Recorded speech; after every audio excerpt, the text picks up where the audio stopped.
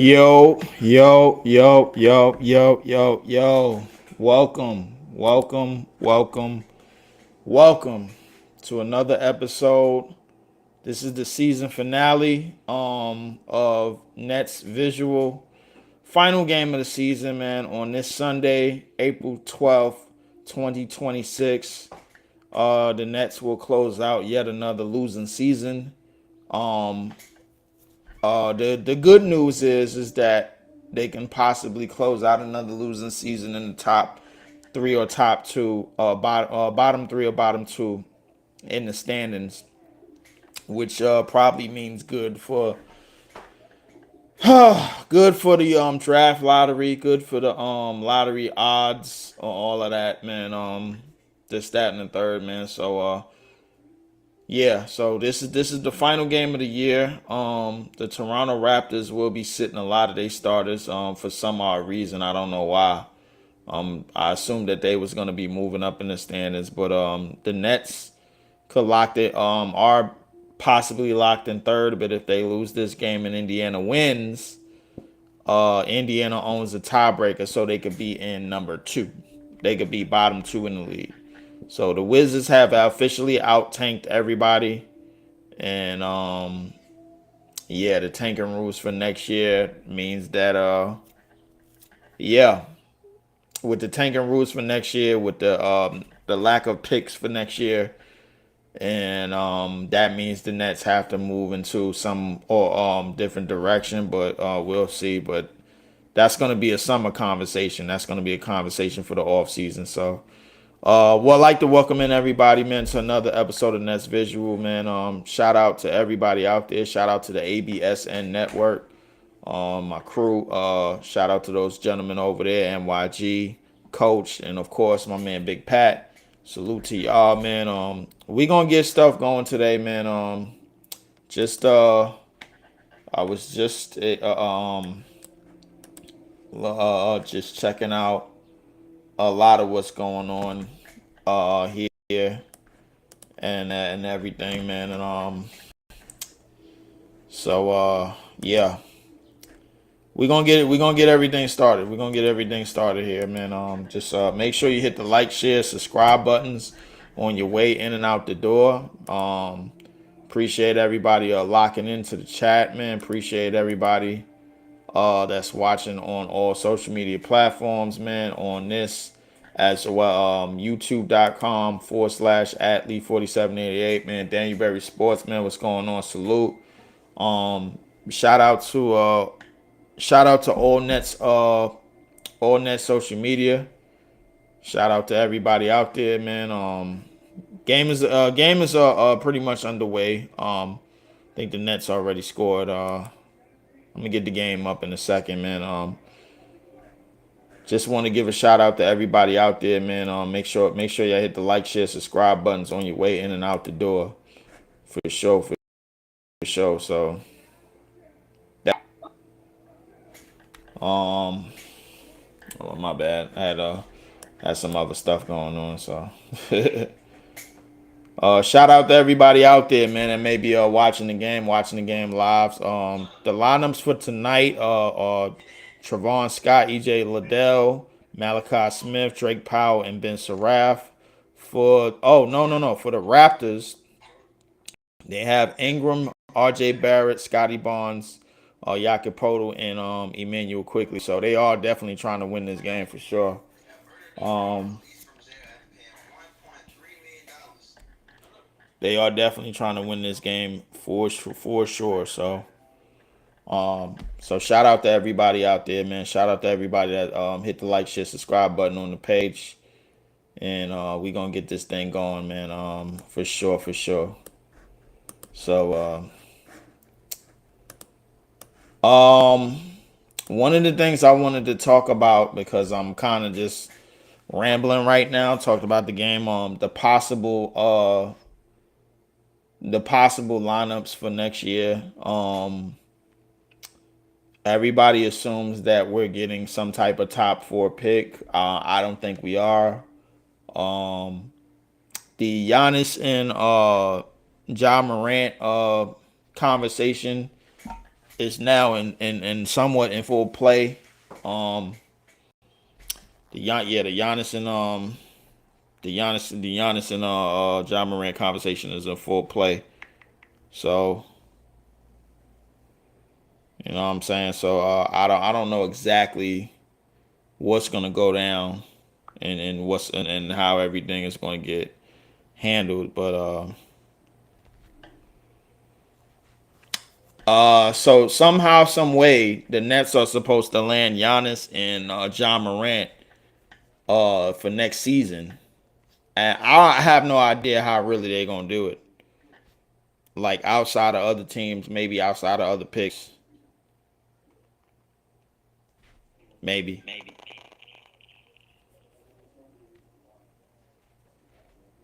Like who knows? I have no idea. I have not a clue how they're gonna do it. So it is what it is, man. So we gonna see how everything shapes out. Um, Trevon Scott was signed to a contract. Malachi Smith was signed to a 2-year deal. Um, so a lot of other things that is going on.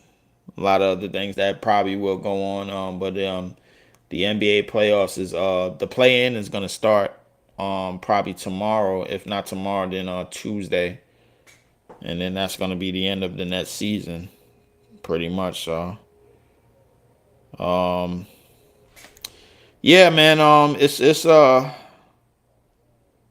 look. I think as Nets fans, man, we all have what we want to see. In terms of the yeah, I think as Nets fans, we got what we want to see in terms of that and everything, and how we want to do things. This, that, and the third, and everything. Um, just however we want to do things, man. Like I think I'm listen. Sean Marks is not the smartest man in the room. There it is. I said it. I mean, it's something that has to be done. It's something better that has to be done with the organization, with the front office, man, and how things are being run. Um, yeah, man, it's something that got to be done. Something got to shake. So we can't continue to put up with all of this stuff that's going on, man. I don't think this is as fair to anybody in any of the to the organization. I don't think it's fair to the city. I don't think it's fair to the players and the coaches, and I like it's just right now it's just a mess. So come this summer, a whole bunch of things have got to shake in the right direction. This summer, a whole bunch of things have got to go right in the right direction, man. Like it is what it is. It cannot. I don't think we can't continue to we can't continue to keep fumbling and tripping ourselves up, man. We can't continue to do that. So we got to do better. We got to move in the right direction. We got to get things right.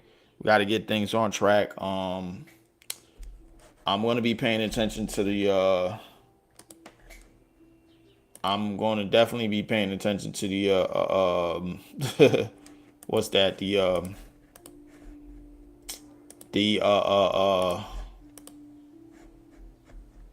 I'm definitely going to be paying attention to the Indiana game, because Indiana, they do hold a spot over us. So I'm definitely going to be paying attention to that for sure. For sure, I'm going to be paying attention to that. So keep the game on mute. Just call the game a little bit. Download past the Yake Poto, who lays it in, ties the game at 8. 7:45 remaining in the first. Then the game went out. Wow. Okay. Jesus Christ. Ugh.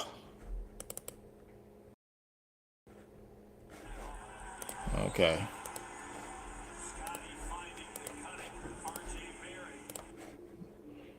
RJ Barrett gets a bucket of his own. Timeout. Timeout Nets as RJ Barrett gets a quick layup and the Raptors take a 10-8 lead. 7:32 remaining in the first. We will be right back after these messages. Just want to remind everybody, yo, Javon shit, man, what's going on? What's going on, brother? What's going on, man? Appreciate everybody locking in for the season, for sure. I am definitely going to try to get some WNBA content going again. I didn't want to. Things got a little bit toxic how the WNBA was being viewed and this, that, and the third, and I didn't want to do it, and I just didn't feel right doing it and everything, man. So, but I'm gonna try to get back and try to do it and try to do it again this year. So, as many games as I could cover, I definitely will cover for sure. So, the NBA playoffs, I don't really care for it. I mean, I definitely watch for sure, but it's it's not something I really care for. I'll only show up if the Tangerines are facing elimination. I only show up if certain teams are facing elimination. If certain teams are facing elimination, then I'll definitely show up. I'll definitely stream to make sure that I'm live and front and center for their demise. Um, and that's basically that. You know what I'm saying? So I ain't gonna do too much, man. But I definitely show up for the demise of some of those teams for sure. You know what I'm saying? So I want to give a shout out to everybody once again. That may be watching wherever you are watching. Make sure you hit the like, share, and subscribe buttons. Share the channel. You definitely can share the channel with any and everybody. A lot of people share a lot of my videos and everything on Twitter. My Twitter, of course, is Leaf4788. Make sure you got all the sports content on there. Running into a lot of I'm running into a lot of the parlay fans. I'm running into a lot of them. You know what I'm saying? So definitely the parlay fans they trying to get, man. The Raptors can move up to the fifth seed with a win here. So the Nets don't have any reason to compete in this game. So like I mean they probably should be trying to make sure that the Raptors get that last spot. EJ Liddell fires a three and hits. Don't know why. Don't know why. Have no idea why what we're doing, but it is what it is. 11-10. Quickly, we'll bring the ball up. Quickly over to Scotty. Scotty Barnes over to Ingram. Bi crossover behind the back. Fades, fires, no good, but he's fouled.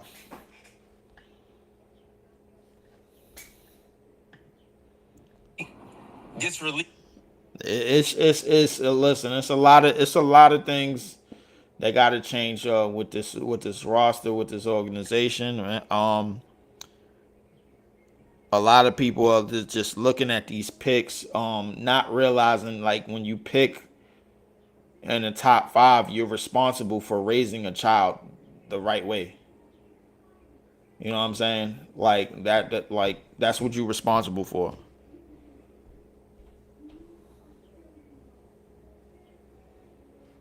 You know what I'm saying? So it is what it is.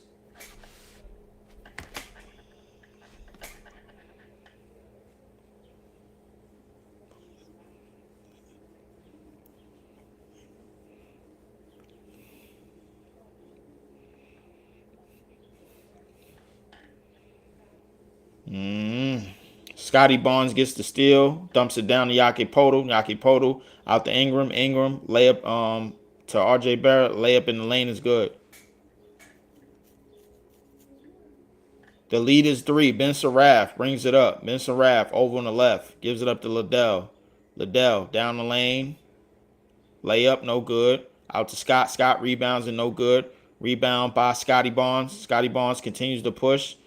Bounce pass to Yaki Poto, who is fouled. That's a late whistle, but they definitely did call that.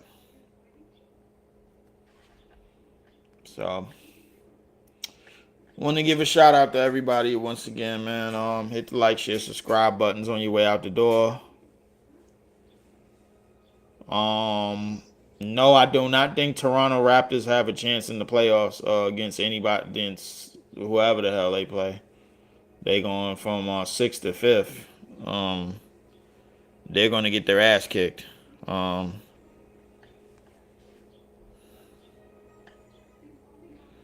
They're going to get the hell beat out of them. I have no idea who they're going to contend with. This team is basically about to turn into dust. They did all of this in the season for nothing. Jalen Wilson will bring the ball up. Jalen Wilson gives it out to Scott. Scott loses it, gives it back to Wilson. Wilson looking, top of the three-point line. Wilson drives left, step back, fades, fires, no good. Rebound by Scott. Scott tries to throw it up. That's another garbage, man. Rebound by Shed. Shed out to RJ. RJ said outside chance if Pacers win. I think we can tie or even take a spot for second worst odds or bottom two. So yeah. Yeah, because the Pacers own the tiebreaker.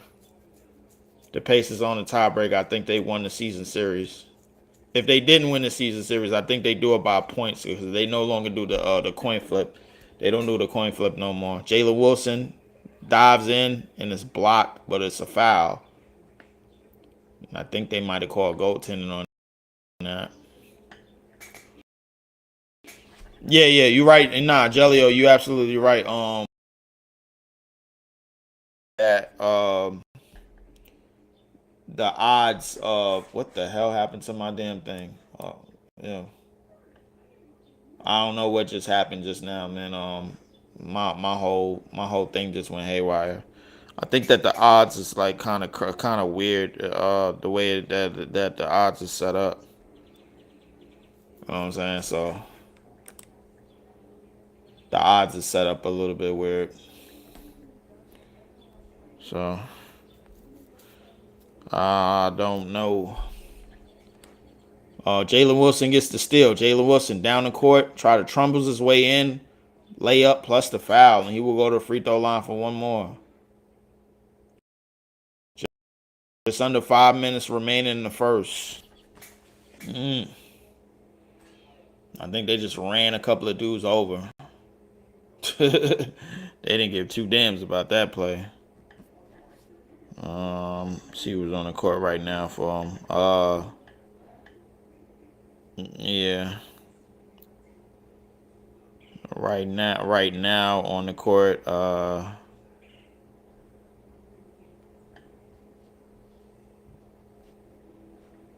see, this is what I don't like about ESPN, man. Like they don't have like who's currently on the court. I don't think.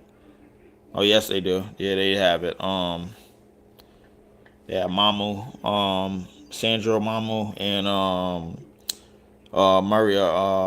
Murray Biles and Murray Biles and Shed. R.J. Barrett and Ingram is out on the court for the Raptors. 4:38 remaining. Nets trail 14-17, but it's look like it's gonna be a review.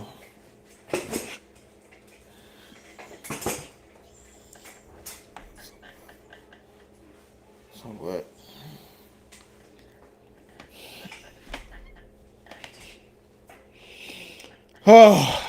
But the one thing I can say is that a lot of people are not looking at a lot of people are looking at the bottom five. A lot of Nets fans are looking at the bottom five because we got the Brooklyn Nets excuse me, got their first lottery pick last year in Yegor. But they're looking more at the bottom five and they're looking at the bottom five teams thinking that it's gonna work that way. I'm here to tell you that the NBA created the draft lottery for a reason, and one reason only.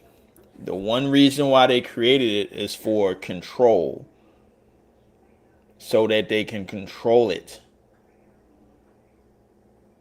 That's the one reason why they created it. So I'm not, like I said, man. I'm not in the business of play one. What's going on, bro? I'm not in the business of, the NBA is going to do us a favor, because when the NBA does you a favor, that means you owe them. Usually when somebody does a favor for you, you owe them. Said player one. He said you were cooking about Harden / Wade on PC. Appreciate it, bro. I mean, I just thought, like, to me, the Harden Wade shit, that's crazy to me, bro, because I like Wade. I mean, yes, Wade is a Finals MVP. Wade is a champion, but I thought, player to player, the way that we judge players today, and I think it's one of the reasons why a lot of people want to put LeBron over Jordan, but they can't do it. There's no loophole. There's no backdoor cut to get LeBron there. One of the things is player to player and stats and everything. Particularly like what players did at number one options. You know what I'm saying? Like, I think that when I look at Harden and Wade as number one options, for me, I'm just looking at so many different things, man. Like, Dwayne Wade as a number one in those Miami years was definitely, he was parallel to me. He was parallel to being one of the best two-way players in the league at the time, and one of the best two-way players at his position. James Harden was parallel to being one of the best offensive players ever. That's what James Harden was doing. James Harden was changing rules. James Harden was changing rules. He was changing the way the game was officiated. He was changing how offenses, what you needed to be an offensive star, and what you needed to produce to be an offensive star, and what you needed to have in terms of the concepts of dribble, pass, and shoot. You be far fetched and dribble, pass, and shoot, and what it produced, and what you produced with those skill sets and with those concepts. There's nobody that mastered those concepts more so than James Harden. I don't think it's nobody that's mastered them concepts more than James Harden. If you don't want to call him the greatest combo guard ever, fine with me. That's fine with me. But you cannot say that the Houston James Harden wasn't rivaling, wasn't knocking on the door of being one of the best offensive players ever. Had it not been for Nikola Jokic, Luka, I say Kareem, Wilt, Jordan, that's the company that he was keeping. In terms of scoring, the company that he was keeping was rivaling Jordan. And like, I don't even think it's a conversation who the best scorer of that decade was.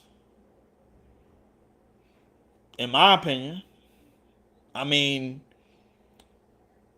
if Steph was rivaling the best offensive threat that we've ever seen,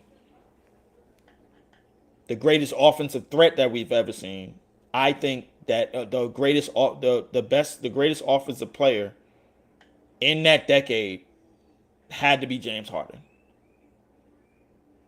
And I know I say a lot about offense, and we're working on the skills of an overall player, but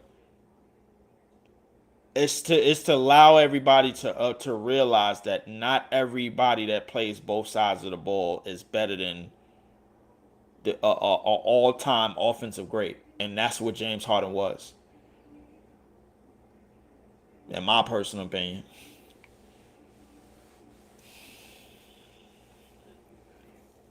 So I mean, you have to look at the responsibilities. To me, you got to look at the responsibilities of James Harden during that time. This is a guy that was the primary playmaker. He had led the league in assists. If I'm not mistaken, he led the league in assists that year, battling Russell Westbrook, who did the unthinkable and averaged a 30-point triple double to win MVP and finished in a tough second. He finished a tough second in 2015. A tough second, I think, again, maybe like 2 years later, and then finally won it, and then finished a tough second again. I can honestly tell you, James Harden. Oh my God, Brandon Ingram just came down, bro. Like, just got a easy. Yeah, this game is back and forth. This game is back and forth, but it ain't really back and forth in terms of the scoring. Uh, Drake Powell floated in the lane, no good. Rebound by Brandon Ingram.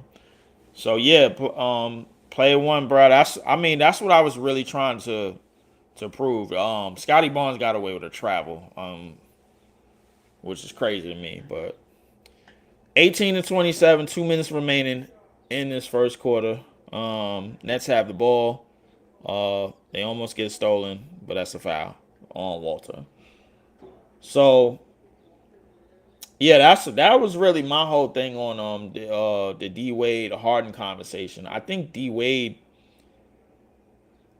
in my personal opinion, man, I think D Wade like as a number one option, it was more so. I think he was more willing to sacrifice for winning and everything and for the good of the win. But if we just talking player to player, I think that James Harden had a whole lot more in his in as an offensive player than D Wade.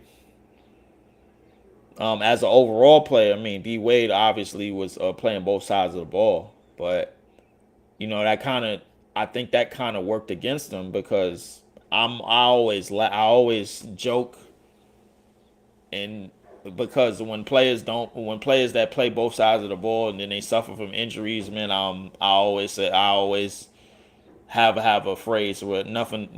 I always have a phrase when you get injured on defense. Nothing good can come from playing defense. Nothing. He said, you could say he was better, but that style of play is near impossible to win with IMO. No, I don't think that style of play is hard to win with, man. Like, I just thinking when we talking about win with, we're talking about, obviously we're talking about championships. It's hard. It's not that it's hard to win with. It's hard to beat the Warriors with that play style. That's what it was hard to do.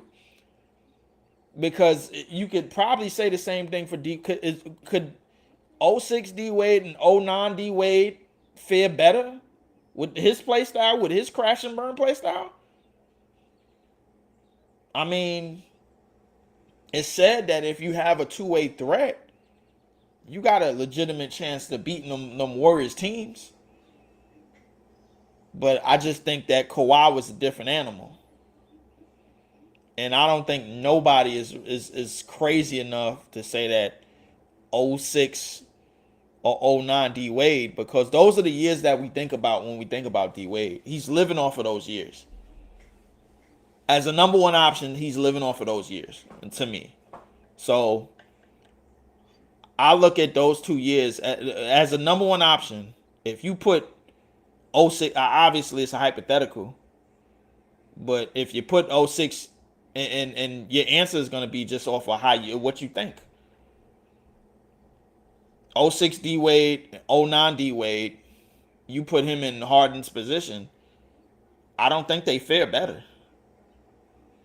I just don't. You know,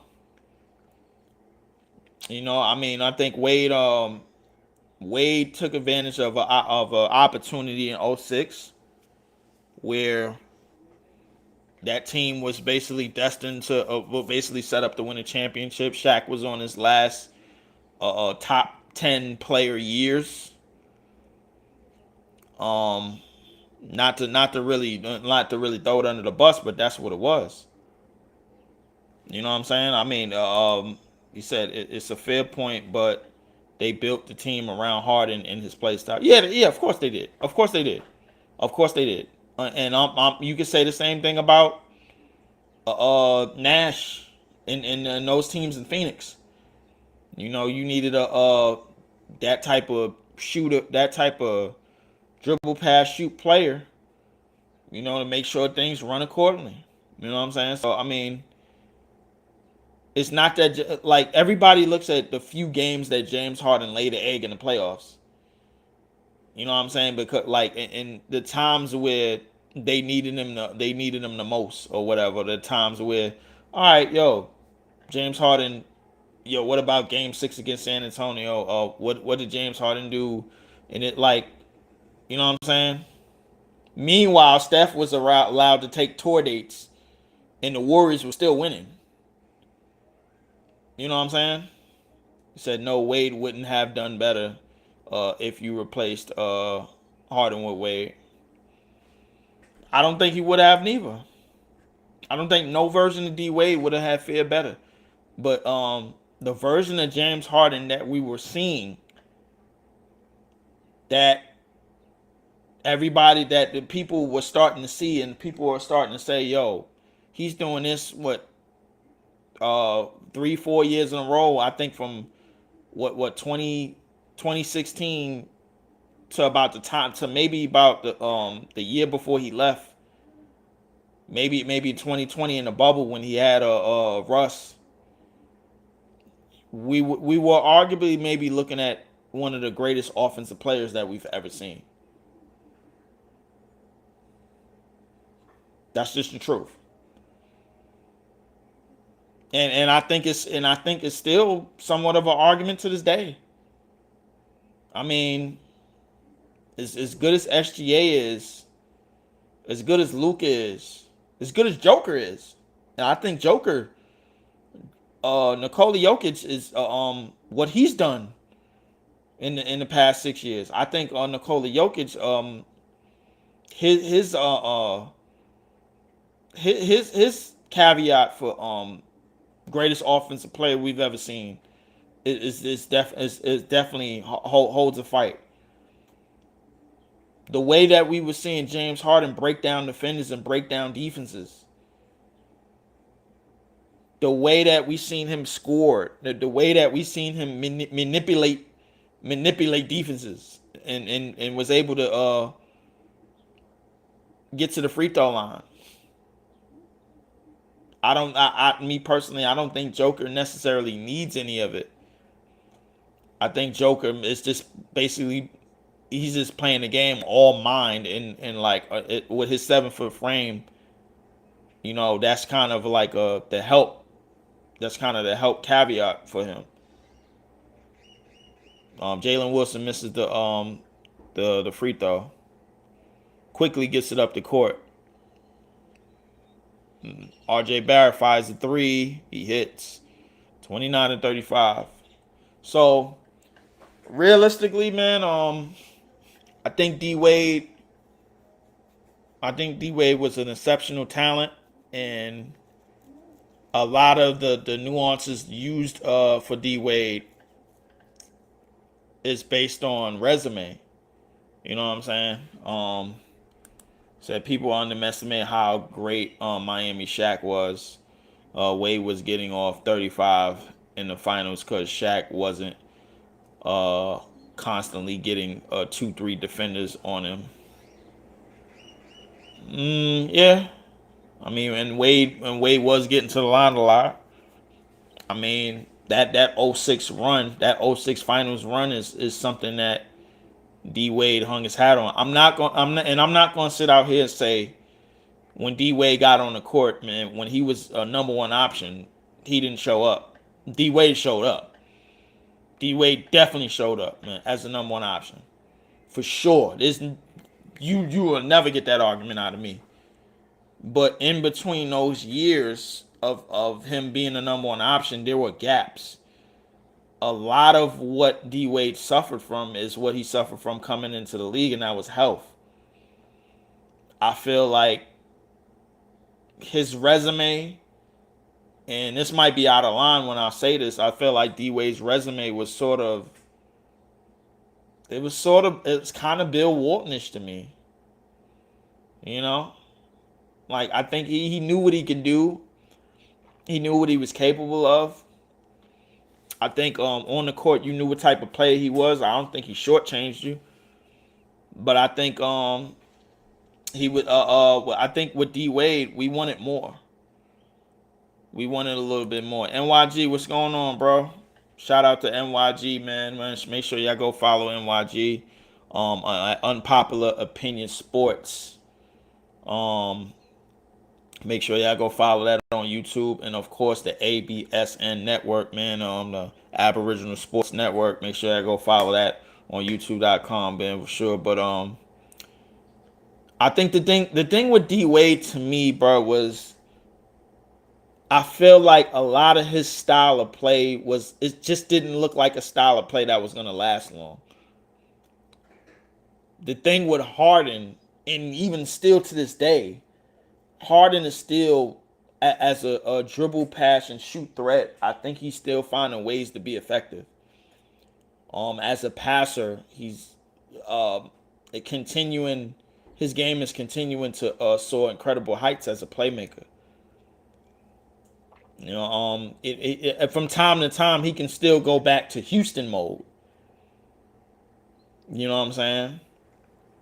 Now, will that help the Cavaliers? Probably not, because it's a lot of things that have to go right in the NBA playoffs, and it's a lot of things that have to go right for certain players to win championships.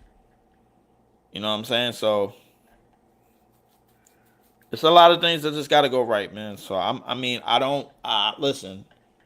The one thing I've grown to accept um is the fact that in terms of players winning championships, because and this is the thing that we do a lot. Scotty Barnes just took the ball off the rebound, kick out to RJ Barrett, fires a three and hits. 31-42. Nets go down by 11. Drake Powell dancing with it, gives it up to Wilson. Back to Drake Powell. Drake Powell fires a three, no good. Rebound by quickly up the court. Layup down the lane is good. And that's going to be a timeout Nets. 9:50 remaining in the second. 31-44. Yeah, but like what people have to understand is that, and I think it's going to segue into my conversation about the draft lottery. Yo, just because you get top 5 picks or quote unquote generational picks don't mean that it's up to the front office and the coaching staff and a whole bunch of things to go right in terms of them to breed the ultimate success, and that's, you know, winning championships as a team. There has to be a lot of sacrifice, and there has to be a lot of know-how. There has to be a lot of it has to be more than X's and O's. There has to be a lot of great situational basketball. You know, you have to understand how winning is done. And I think you know, and it's like something that Jelio said, man. The team was built around the Houston teams were built around James Harden's skill set. You know what I'm saying? And I don't necessarily think a style of play is not can't win. You know what I'm saying? Because we've seen 7 different teams win a championship. You know what I'm saying? So like, I can't say that a certain style can't win.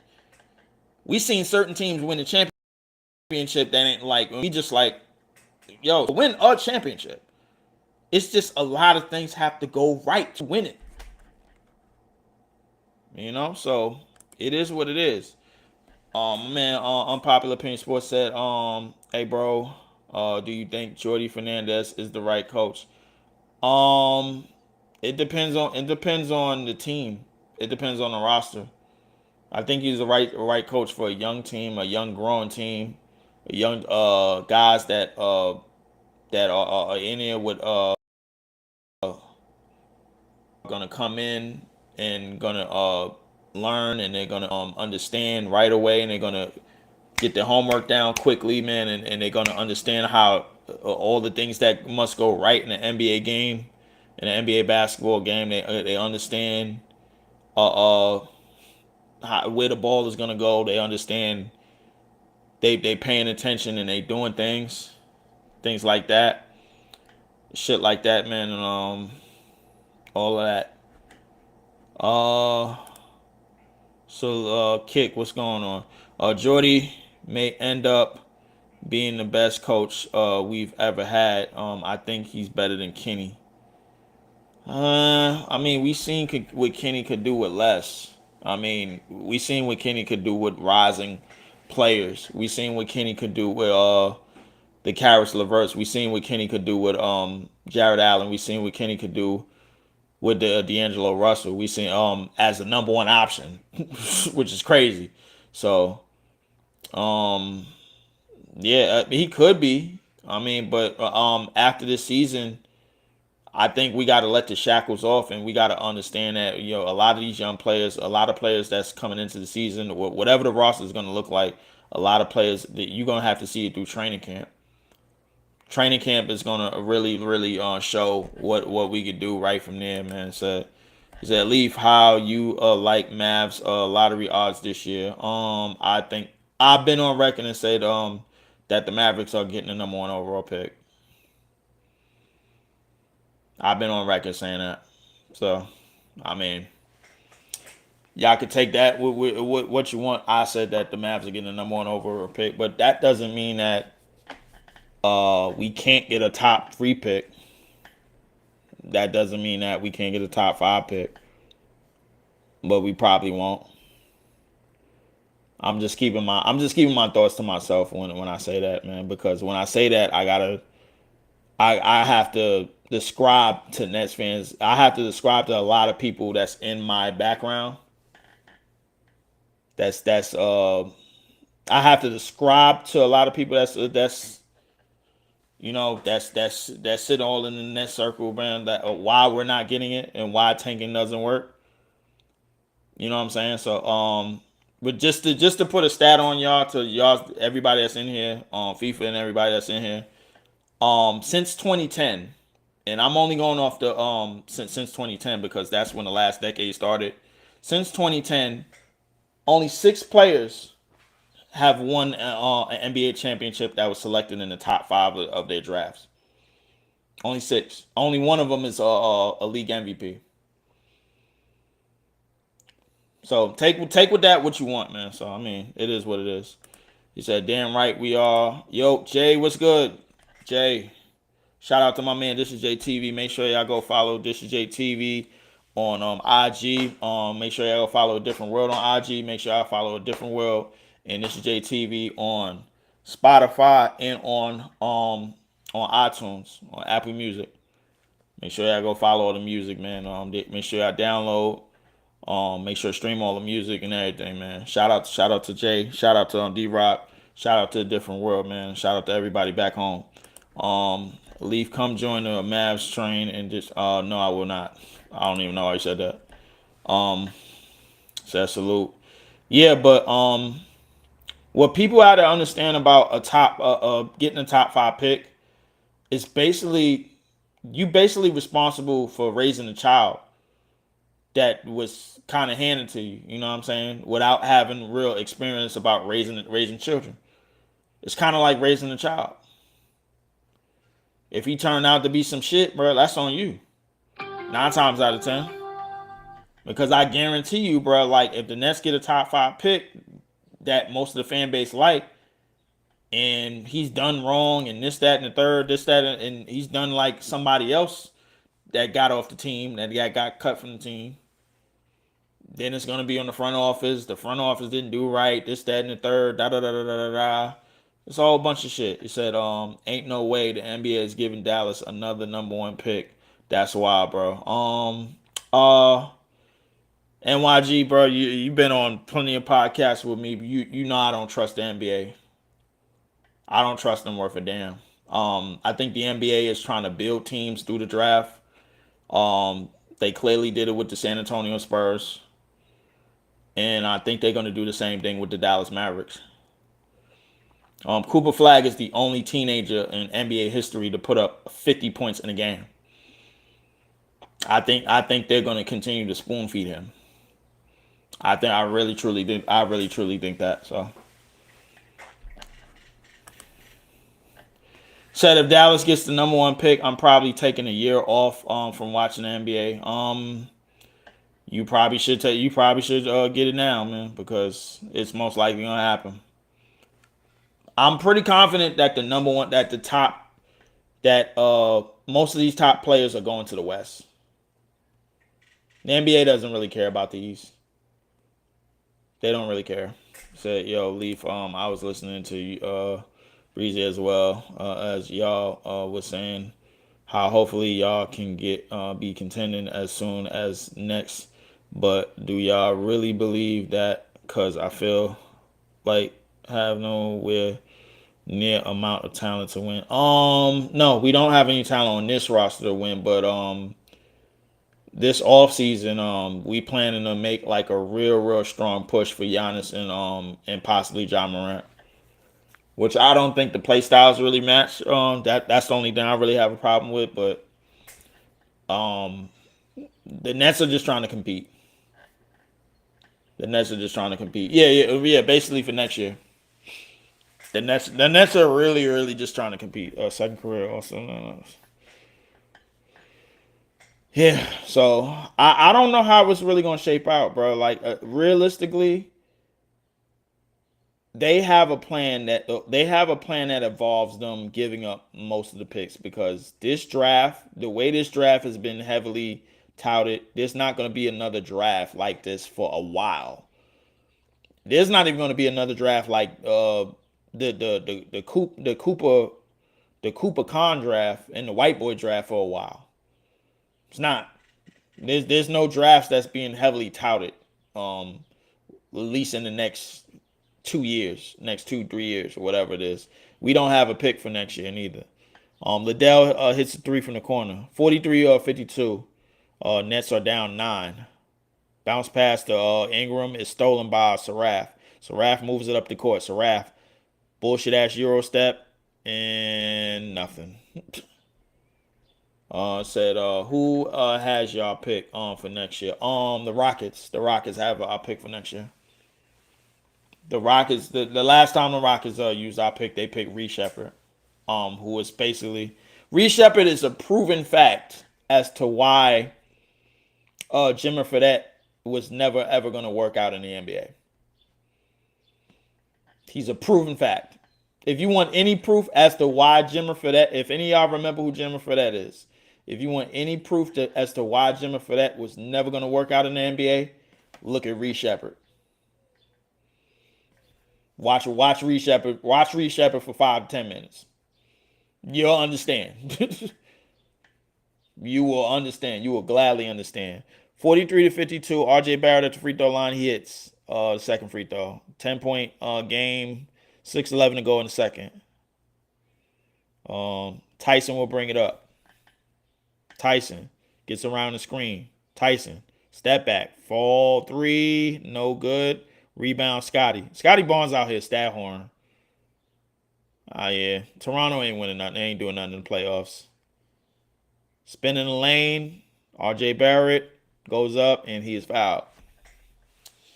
Yeah, but Houston has our pick. I think we have a couple of more swaps for next draft. That's gonna keep us out of the lottery. So unless the basically, I think the Knicks. Hold on, let me go.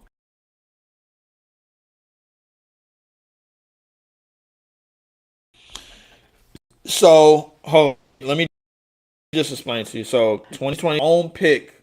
What the hell just happened? Good God, this is the second time they did this. Like, good God, man. Oh yeah. So Leaf, I know you heard it too when they tried to downplay last year's draft before the draft, but now everyone is seeing how really good last year's draft really was. When you talk about last year, you talking about the Cooper draft, right? If you talking about the Cooper draft, I could see. The thing is, I can tell you one thing about the Cooper draft is that like they've gotten off into to a phenomenal start. Like Khan and Coop and most of the players in that draft, they got off to great starts in their career. A lot of those players are gonna make the all rookie teams. Had it not been for the 65 game rule, bro, like a lot of them voting would be very very close for the all rookie teams, man. Because a lot of players show promise. A lot of players definitely show promise for sure. Con Canepo is basically saving the Hornets. He's basically saving them. So here goes the next year's draft. 2027. Our own pick is owned by Houston through the rights of a swap. Um and I think it's adjustable by however we finish however it is. The only other two picks that we own is the Knicks pick, which is a first round pick, no protections on that, and a second round pick from the Lakers in that draft. So the Philly pick in 2028 is 1 through 8 protected. And then of course we have our own. And I if I had to say, all of these picks is probably going to be given up for Giannis, because if I know Milwaukee doesn't want to come away empty handed. Milwaukee was not trying to empty out was not trying to empty out TV money. Even though I don't think they made TV money in the second half of the season because Giannis was hurt. The same with the Grizzlies. But the Grizzlies at least have two building blocks that they want to continue with. They got Cedric Howard and Zach Edey that they want to continue to build with. So that's what they have. Yeah. So unless the Knicks basically, that's the only way we getting the top pick. And I could low key see that shit happening too. Just be just like the Knickerbombers. Um, Said I don't know if anyone in next draft is gonna be better than Coop or Khan off the bat. The seasons they have are historical. Yes, absolutely. Cooper and Khan, they got out to amazing starts like right away, and I could tell you one thing about this upcoming draft. This upcoming draft has a lot of pressure on them. They have a lot of pressure on them to be great, to be phenomenal out the gate. Because if Coop and Khan is doing numbers out the gate, bro, like Khan Canepo is I think he hit over, is he over 300 threes for the season? Hold on, hold on a second. I think Khan Canepo is over 300 threes for the season. So hold on. Wait, somebody got to check that. No, he's at 270. My bad. I thought he was over 300. He's close though. He at 270. Con Kneppel, man. Damn. I tell you, he's saving lives in Charlotte right now, man. He said maybe AJ, but I wouldn't bet on it. Yo, Scott, what up, man? What's going on, Scott? AJ has to be 10 times better than what he has to produce a season 10 times better than what than what Coop just produced. He has to because I first off I think Coop is off to a credible start. Will Coop be a like an all star for years to come? That's yet to be seen. Me personally, bro, like all I can say about that is Duke curse. Duke curse. It exists. So y'all can do with that what you want. Malachi Smith smacks a three from the corner, 54-60. 3:30 left in the second. Wait, is this game in the second, bro? Like they messing with me. Hold on. I don't even know if this game is actually in the second quarter. The scores is like something is going on with the scores and the scoreboard. Like I can't really see what's going on. Hold on. Show scores for the game. Oh, yeah. This game is in the second quarter. Okay. He said Coop clears AJ leave. Come on. Yeah, he does for now. Um, he definitely does for now, for sure. As a prospect, coming out of college, that I don't know. A lot of people are saying that it's AJ. Flag would still go number one in this year's draft. We only saying that because of what he's doing in Dallas, bro. Like what nobody really knows that.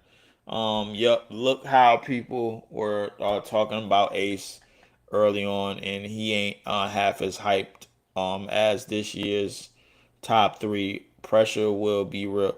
See, the thing is, a lot of people can't go off the first year, bro. The first year could really trick a lot of people. The first year could really, really trick a lot of people. It's that second and that third and that fourth year that really proves like who you are, bro. Like because you could go crazy in your rookie year and then the rest of it and then still stay the same or still slightly get worse. Or in health could really bother you. You know what I'm saying, bro? Like I call it the ooh, oh God. Saraf put somebody on the floor just now. Um, Here's the thing. The thing about rookie seasons that you can't really get mixed up is that you can't jump on a train right away. You can't. It's called the Keith Van Horn syndrome. Just to let y'all know, Keith Van Horn in his first 3 years was averaging 20 and 8 in the NBA. What he realized is that he wasn't that good. It's just a lot of the things that he was getting away with in them 3 years was just like, oh, okay. And then that's when the position got more and more steep. You know what I'm saying? Yeah, shout out to Tyreek Evans. Tyreek Evans was on his way. He was averaging 20, 25, and 5. What happened to him every season after that? The Tyreek Evans syndrome. You know what I'm saying?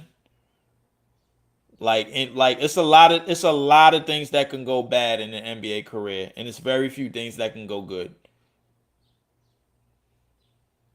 In and out. Said top four in the historic 2026 draft is everything for Brooklyn Nets future before we consider a Giannis or Mitchell or Paolo blockbuster move. John, you're not gonna get off of that, man, and I'm not here to convince you. All I'm gonna say is, man, like when you get one of these picks, you gotta understand they have a lot of pressure to live up to because of what Concaneppel and what Cooper Flag have just done in their rookie seasons. Not just because of that and what they probably will do for seasons to come, but at the same time, if the NBA is going to build around Cooper Flag, like I think that they will, because after next year, I don't think Dallas has any lottery pick on any of their own picks. Ben Saraf tries to put somebody on the floor again. Paulo in the same sentence with blockbuster move is hilarious. Yeah, it kind of is, man, because Paulo kind of fell off a little bit. His production ain't really crazy, crazy. I think Paolo before here's the thing, but Paolo before the injury, before that injury last year, Paolo was I think was about to do incredible things. It's just Leaf, I heard you moved to Lubbock. I was there a couple weeks ago. Yeah, I'm about an hour out. I'm like an hour out from Lubbock. I had got in a small town, man. I got a small apartment, like an hour out of town, an hour out southeast. Southeast is it's like county roads I'm on. So yeah, um, yeah, Paulo, yeah, good putback by Saraf to end the first half. First half is in the books, 61-70. The Nets yeah, they keeping the game close, but I don't really see them winning this game. Good putback by Saraf though. And say Leaf, I know you talked about maximizing a one and done winning all season or bust with Giannis and Morant, even without a homegrown franchise star. But we and look, all I'm gonna tell you, listen, John. Like I said, man, like yo, you convinced that listen, you got a lot. It's a lot of conviction within that statement. Just off of the strength of like best case scenario. You know what I'm saying? But we gotta understand where like are the Nets trying to go for the gusto or are the Nets trying to just get better? Those are the things that we have to ask ourselves. You know what I'm saying? So I mean, if you end up with Nate Ament, you end up with Nate Ament. You know what I'm saying? So mm, it is what it is, man. Shout out to the man, the myth, the legend, man. My man, Big Fan Breeze, man. So salute. Shout out to him. Make sure y'all go follow Big Fan Breeze, YouTube.com. Big Fan Breeze, man, with the Brooklyn Nets vlog. Make sure y'all go follow him, man. Well over 1,000 vids, well over going on, if I'm not mistaken, on 2,000 subs. So well over. So you know what I'm saying. So shout out to him.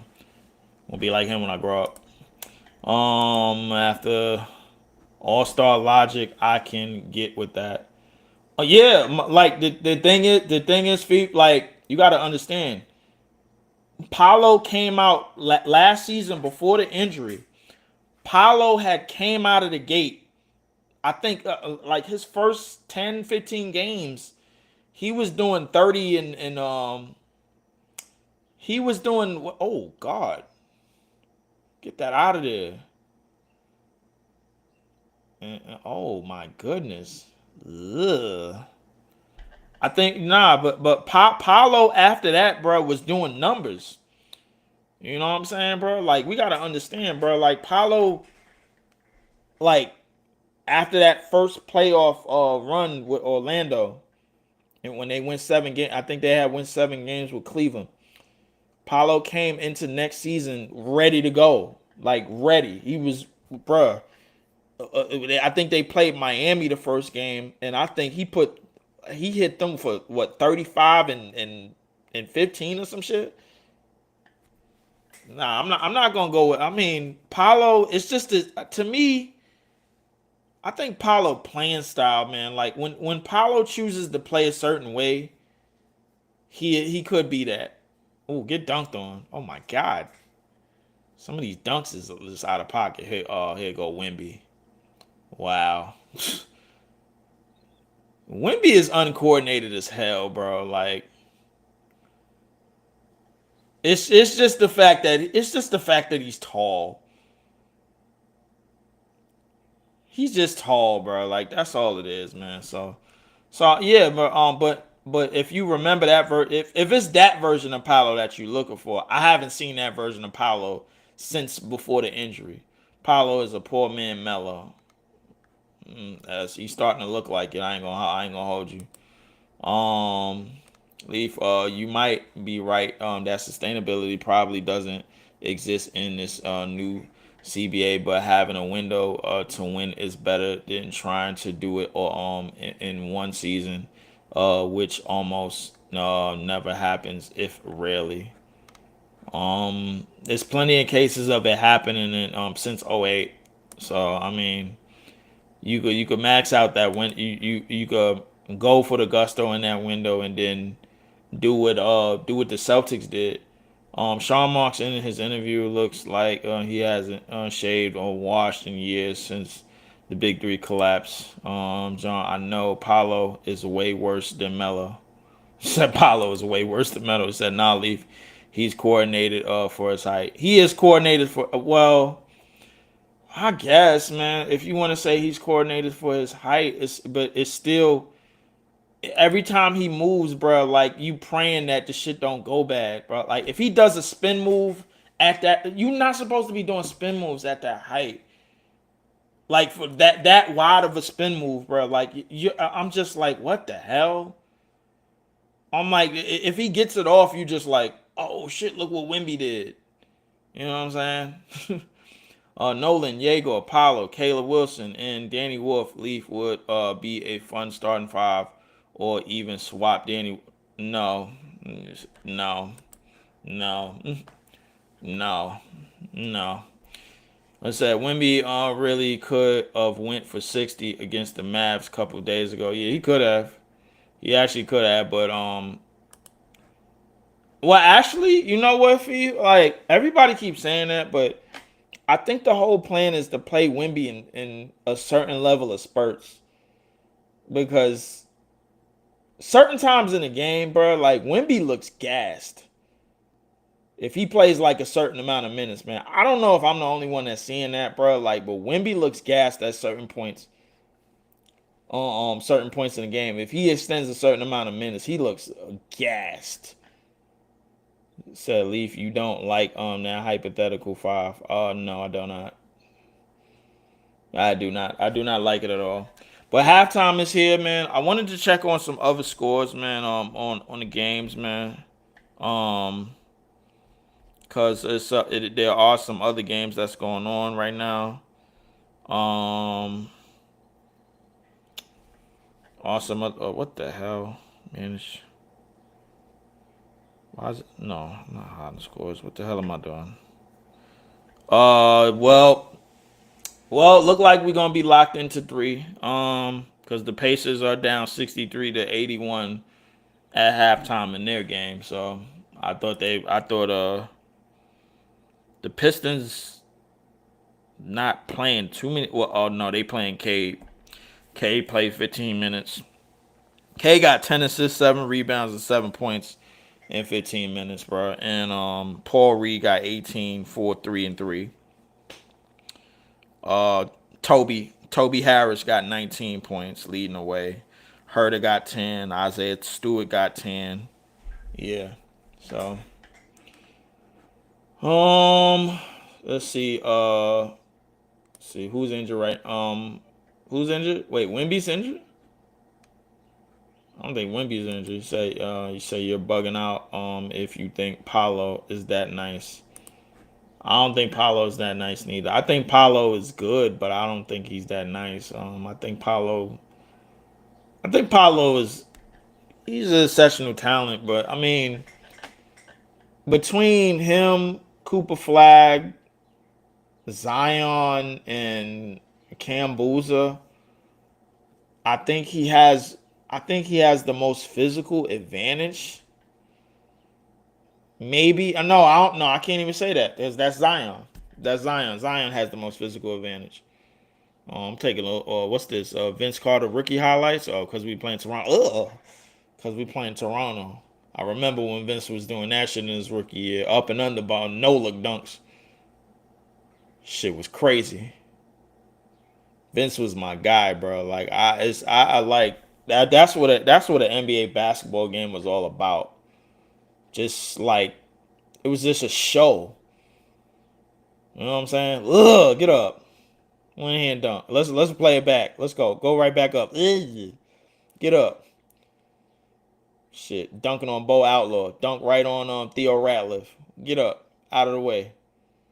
Um, he said, "Is Ryan Nimhart a better rookie than y'all's five rookies leave?" No, I don't think so. He's not better than Nolan. He's not better than Danny Wolf. He definitely ain't better than Jaeger. So I can't say that. Oh, Lobby, Wayne, Odell type shit. No. Ryan Nimhart is a part of a tanking roster. Oh God, up and under dunk on Dirk. Yeah. It says Sean Marks is praising the ticket department for the season. Meanwhile, I'm watching Saraf learn to play off 2 feet. Say you don't watch Paolo like BKNY Hoops doesn't watch Caleb Wilson yet criticizing. Says season is over in 24 minutes. All right, I bet. All right, well we locking up 3 then, I guess. Shit, I don't really see the Pacers coming back. I think they got Micah Potter, Obi Toppin got like 18 points. Yeah, and Brown. Uh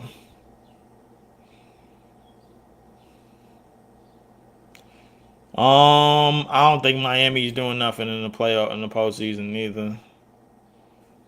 I mean, I don't even know. So the standings for the playoffs is kind of crazy to me.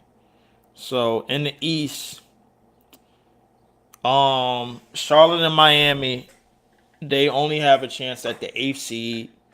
Um, but this is probably the best the Eastern Conference has looked in years. I'm not even gonna lie to you. You got 10 teams over 500. The Eastern Conference got 10 teams over 500 right now. So I mean, Orlando is just one of them teams, man. I just don't think. I don't think they really filled out what they needed to fill out. Atlanta is probably the most interesting team. Even though we know Atlanta ain't really gonna do shit.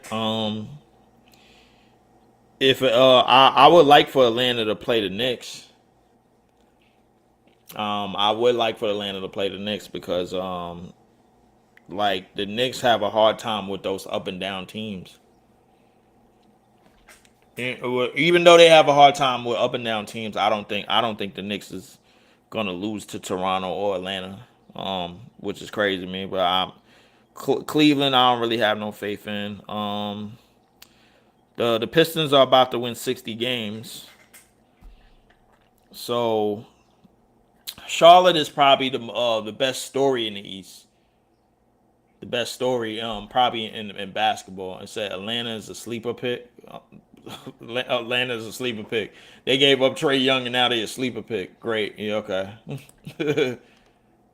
Said we are locked in top 3, and now we'll see how the pendulum flips either in Brooklyn's favor or not. Knicks could be in trouble if Hawks get them in first round. If scores currently hold up. So bottom 3 all have the same odds for top 4. After 4, I don't even know who you with 5. Probably Acuff. If not Acuff, man, probably Wagler. Maybe. Say Hawks would give the Knicks problems. I don't know about that. I think they give the Knicks problems. I just still think the Knicks they gonna win. The Knicks gonna get the calls to win that series. They gonna get all the calls to win that series. Leaf respect, Alexander Walker. Shout out to Alexander Walker, man. A lot of people keep forgetting that's the cousin of the MVP of the league. So looking better than Mikal did in 27 games. Yeah. Uh, the Western Conference. I ain't gonna lie. The Western Conference is kind of a joke. Um, Houston won 50 games again, but nobody really takes them seriously. Minnesota, they digressed, but they can beat Denver still. The Lakers basically got Thanos snapped, so that basically leaves the Spurs and OKC. I think the Spurs, they guard play is gonna have to do a lot more than a lot of people think. I don't think they gonna just I don't think they just gonna Wimby their way to the conference finals. I don't think that, man. I think they guard play is gonna have to be extremely good. As far as the play in it is Phoenix, they got a little bit side themselves, man, because Dylan Brooks decided that he was a mid range shooter. Um, he took a lot of shots out of hands of better offensive players, man. So I mean, I respect Dylan Brooks' hustle. I respect his fire in terms of putting the battery at the back of some of them players, man. Players like Gillespie and players like Grayson Allen and everything, man. Like that on them type of lineups is good. It's okay. I would like for them to play OKC in the first round because I know that's going to be a hacking ass series. Dylan Brooks, you could lean on him to do some dirty shit, and OKC could get a taste of their medicine. Um, the Clippers probably are most likely. Uh, no, Phoenix can't play. Phoenix will only play the 7th seed. So yeah, so go through your postseason awards. Postseason awards. Well, I mean, well, regular season awards. Regular season awards. Let's see who I got. For regular season awards, Rookie of the Year, I got Coop. Um, I think it was Con for a while, but Coop done came out in this last month, and he kind of done deboed it. So I think they're gonna give it to Coop. Six man of the year. Shit. Uh,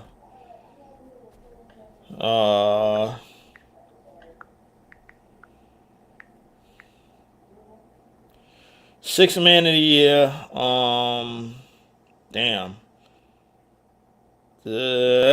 Six man of the year. Who's the candidate? Right now they got Jaime Jaquez and Keldon Johnson and Nas Reed. Um, I don't know, man. That seemed like a tight race. I didn't really follow that award, but I think it's possible you could give it to Keldon. Keldon was supposed to be off this team, but he reemerged himself. So I mean, who knows? Who knows? They'll probably win. Um. Uh. uh let's see. Most improved player. Obviously. Uh. The MVP's cousin is leading that race. Is he either him or Jalen Johnson? Somebody from the Hawks might it should be getting that. Somebody should, that's I'm gonna just say that's the Atlanta Hawks award. That's what I'm gonna just say, man. So McCain, maybe. I don't know what McCain looks like off the bench. I didn't see him on that race. I didn't see McCain on that race. He said, "Leaf, are the Suns ever going to move off of Devin Booker? Seems like Suns are trying to deny the inevitable. I don't think they're trying to deny the inevitable. I just don't think they found anything suitable for Devin Booker yet. And plus, they changed owners and GMs because of the scandal that they had. So, um, if you know anything about these new GMs in the NBA, they hold on to players for a while, man. Kawhi Leonard was supposed to be off the Clippers a while ago, and Ballmer was like, shit, I just opening up a new building, so Kawhi gonna have to carry. So it is what it is with that. So most improved player, I'm gonna just leave that to the Atlanta Hawks. Whoever y'all want to give it to, y'all go give it to. I don't care who you give it to. Just give it to somebody on the Atlanta Hawks. Said Coop been on balling. It said Book is Sun's golden boy. Whatever the hell that mean. I mean, um, defensive player of the year that might be unanimous. I think Wemby. They was trying to give it to Wemby in his rookie season, and they couldn't do it. So I think it's almost unanimous that he's going to get it. Like if anybody gets a vote, I'll be shocked. So the NBA wants to give him that award. They wanted to give him that award 2 years ago. They were just like they couldn't find a reason to do it. So now they're gonna do it. Coach of the year. Coach of the year. Let's see. Coach of the year candidates. Let's see. Coach of the year. JB Bickerstaff, or Missoula, or Mitch Johnson. I won't be surprised. I won't be surprised if Missoula gets it. I won't be surprised if JB gets it. Um, I won't be surprised if any one of these dudes get it, man. But yeah, bro, Glorilla is at. She in an empty arena. You came to a game where they playing the Nets. Bitch, go home. Like deep voice, how yeah, but I would say I don't know. I probably get that shit to JB. I feel like JB held down the fort, man, because Cade is. I don't think Cade is making an All NBA team because of the injuries. So, and Wemby is getting Defensive Player of the Year hand over fist. So that's not even a question. Shit, I think he was getting that even if he wasn't a candidate, man. That's how much the NBA be sucking him off. But yeah, man. That's gonna be that. So that leaves MVP.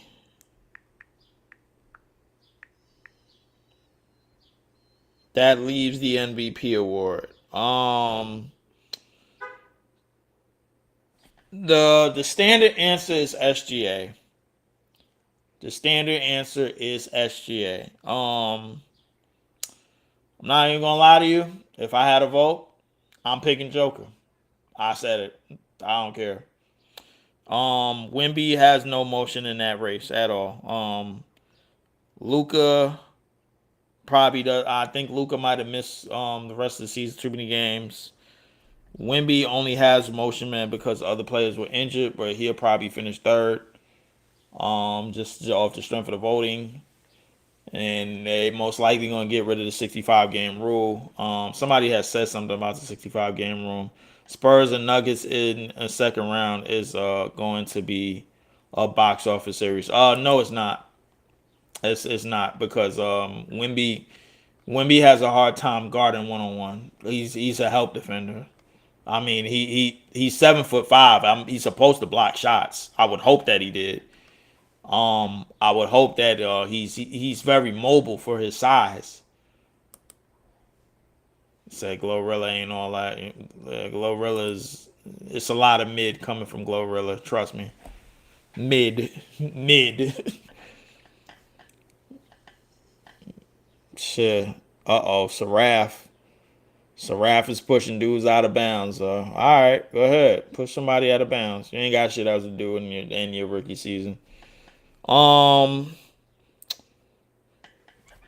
a clutch player of the year. Almost forgot about that. Clutch player of the year will probably go to SGA.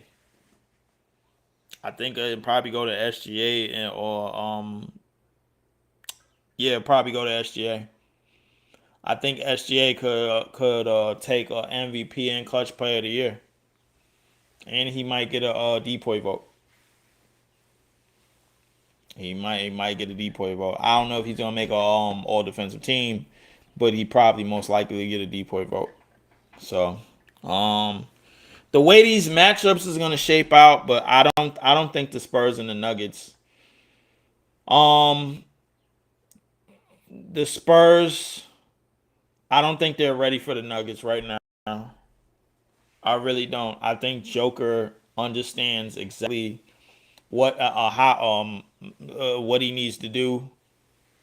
Um, I think they have the defenders. I just don't think they have the depth that OKC has. Their depth is a little bit like kind of thin. They still got a lot of youth. I think their youth is going to show. I see the Spurs as the second round as it exit. OKC. Um, Depending on who OKC plays, I think they might be biting a bug. If their team is not at full strength, they might be biting a bug, and then that's why I think that the Nuggets could probably take advantage. I think the Nuggets could make another run at the finals. I think they definitely could. They could make another run at the finals, man. Oh my goodness. In one. In one. Go ahead, Tyson. Get yours at the free throw line. There you go. Tyson Etienne is going to the free throw line for a 3-point play. But realistically, bro, like this year, I think this year NBA basketball, man, like if I had to give this season a grade, um I would probably say overall, I probably say this season I probably give a B minus. It just looked like a lot of shit was forced.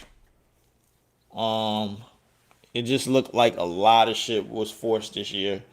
They didn't have to force Wimby on everybody so soon. Um, Wimby, in terms of playing high minutes, man, like I still don't I still think something wrong there. Something is not right with Wimby in terms of playing those high key minutes. You know what I'm saying? Like I think that the Spurs have to have comfortable leads in order for Wimby to like really to really like, you know, hang afloat and shit. You know what I'm saying? Oh, almost stolen. Malachi Smith up the court. Turnover. Out to Yakipoto. Oh, stolen by Drake Powell. Drake Powell gives it up. Layup no good. Rebound by Jacopoto. Jacopoto gives it to Scotty Barnes. Scotty Barnes drives left. Up and under pass. Almost out of bounds. Gives it up to RJ. RJ fires a three. No good. Rebound by Ingram. Back to RJ. RJ in the lane. Layup. And that's going to be called for a charge. Um, I won't be surprised if Joker gets another MVP. Um, to me, the NBA owes him about two more. I thought he should have been the first player to win 5 straight MVPs. Um, so I won't be surprised if he wins this year if he gets the votes. Everybody done politic for MVP. I don't think Joker really cares. Joker cares about his horses and his family. I mean, I think he's done just about half of the stuff that a lot of NBA players even dream of in terms of accomplishments. You know what I'm saying? So I mean, shout out to Joker, man. But SGA probably needs this more than anything because SGA is probably trying to etch his name into a certain category. Because this decade of basketball is kind of tricky because it seems like just off the strength of accomplishments in in a couple of all-time great seasons, like a lot of these players is putting their names in some categories. Now, whether they belong in those categories or what in some all-time categories, oh, good bucket. A lot of these players is putting themselves in some of Cheney Johnson went to the basket 2 hands. A lot of these players is putting their names in some all-time conversations. Now, whether they belong in those conversations or not, in terms of all-time conversations, that's not for me to say necessarily. Um, because when you think of all-time conversations, now you put an SGA last year's season next to uh one of Jordan's seasons, which I think is preposterous. I don't give a shit what the numbers look like. I just think the shit is just lunacy. Now you putting one of Wemby's seasons next to Tim Duncan seasons. It's crazy. It's crazy to me, man. Like because the NBA they they they they've been putting in the last 12 years the NBA has been putting bandages on a lot of stuff that they don't need to put bandages on. They've been trying to put band-aids on a lot of shit. They've been trying to do quick fixes. And they never needed to do those quick fixes at all. Like nothing needed to be fixed. Nothing was ever wrong with the NBA. You know, it's just the fact that the NBA allowed themselves to get warped up into the LeBron machine. And the LeBron machine basically ruined everything. And what spawned from that is Chris Paul and LeBron and them basically done backdoored the league. You know, to make one player get all of these all time totals and everything, and now you see what the game is. Steph is running around with a magnet ball, shooting from the tunnel, shooting from the tunnel only in that arena in the Bay Area and in the arena in the Chase Center and in the Oracle Arena, and everybody ate it up. You know what I'm saying? So I mean, I just think the NBA just got to get back to they just got to get back to the basics. The NBA just got to get back to like real basic shit. You know what I'm saying? I like they can't continue. The NBA can't continue to try to do quick fixes. Do quick fixes. Something that's bothering some fans, man. Now they gotta go back to it. I mean, there was nothing wrong with the originality of the 82 game season. There was nothing wrong with the originality of the All Star game. There was nothing wrong with the originality of All Star Weekend. There was nothing wrong with the originality not of not having a 65 game rule. Although I know why they put a 65 game rule in place. You know what I'm saying? But there was nothing wrong with the originalities of these things. I just think that the NBA allowed themselves that they tried to put so many quick fixes on everything and they tripped themselves up. You know what I'm saying? The game can sell itself, man. Like you when you find yourself trying to sponsor and trying to manipulate, that's where shit gets sour. Said Leaf, how you met Breeze? I met Breeze at a Brooklyn Nets event practice in a park 2 years ago. That was yeah, was it 2 years? Yeah, it's almost, yeah, 2 years ago. I met him 2024. Me and Breeze and Jay and me and JTV, man, we went to a couple of games, man. We went to the Memphis game where I think Ja Moran had them two 360 layups and everything. Yeah, man. But there was everybody's cool people out. Shout out to Breeze, man. Shout out to everybody back home, man. Back in Brooklyn, man. I'm gonna try to get back there. Sometime this year. If not this year, maybe next year. I got a lot of things. I got a lot of things to do. A lot of stuff. A lot of paperwork and everything. I don't know why Scotty Barnes is dancing with the basketball. You are a straight dribble line drive to the basket guy. You don't need to be trying to sauce nobody. I don't ever need to see a size up from you again. Like 83 to 71, 7 minutes remaining in the third. They give it up to Ingram. Ingram fires. in and outs. Rebound by Liddell. Out to Wilson. Wilson gets it over on the right side, right wing.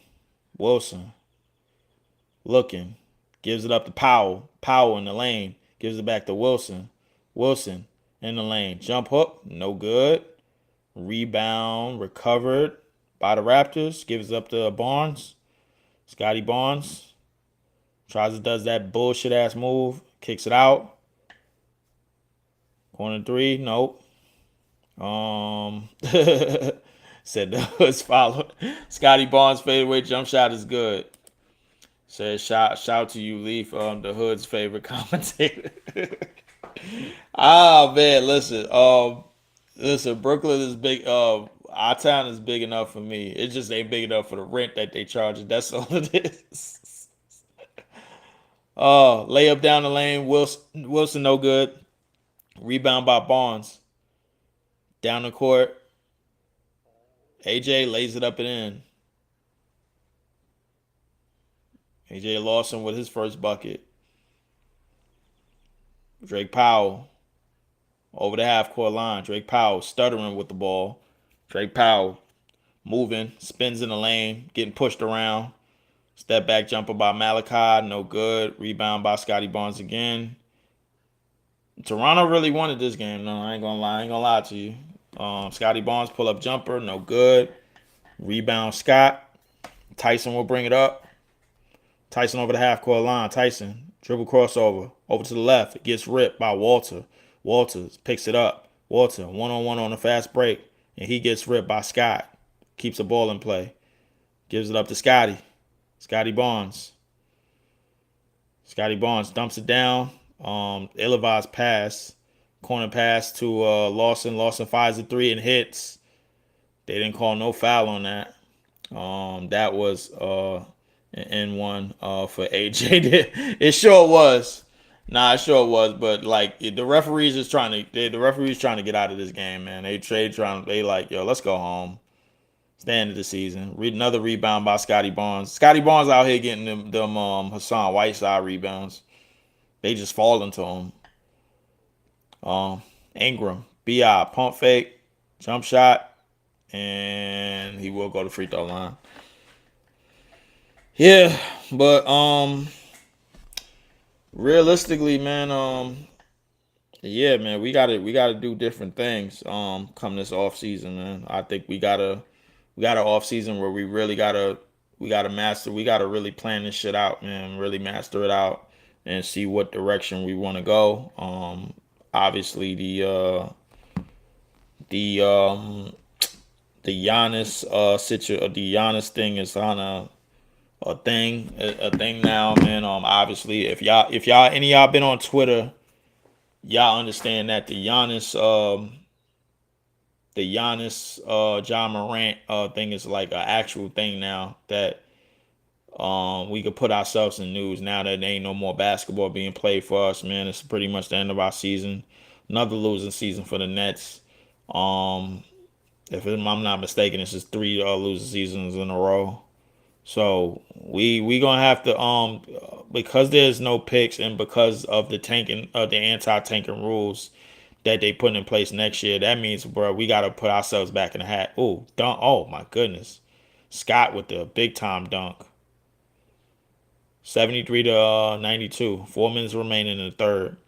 But I think because of the anti-tanking rules, we gotta really put ourselves back in that hunt. We really got to go for it. You know what I'm saying? I mean, I don't know if it's gonna be like a. I'm not 100% certain if it's gonna be John Morant and Giannis. Um, the Bucks are Milwaukee is planning to offer Giannis a contract, and if he says no, then they are going to look to trade him. That's what I've been told. That's what I've been told. I don't know how true that is. He said, "Do you see a place where Giannis doesn't leave Milwaukee?" I kind of do. with the money that they're giving out now, bro, like I don't really see how you could leave. Like, bro, this like, I mean, a lot of these players is hanging around the league, but try to get as much money as possible. If you say you're not, you lying. You know what I'm saying? So like, these players is trying to get as much money as possible, man. We watched Dame Lillard take max contract after max contract for years. You know what I'm saying? And take as many max contracts and many max deals as you can before you get hurt. But don't complain in the end, bro. If you ain't got no championship, don't start complaining because once you do that, now you become a noun. You become a situation. You become you become a noun in the dictionary of the NBA. Because when people see somebody that's hanging around in the same franchise for years and years and years, they're gonna say he pulling a Dame. He pulling a Dame Lillard. He just out there just eating up big contracts and nothing else. You know what I'm saying? So that's pretty much it, man. You mean you gotta do something else. The Hawks is getting the blood beat out of them. That means that with this that means that the Hawks will most likely play the Knicks in the first round. If I'm not mistaken, I think I don't know who owns the tiebreaker between the Hawks and the Raptors. I don't know who owns it. Anybody see who owns the tiebreaker between those two?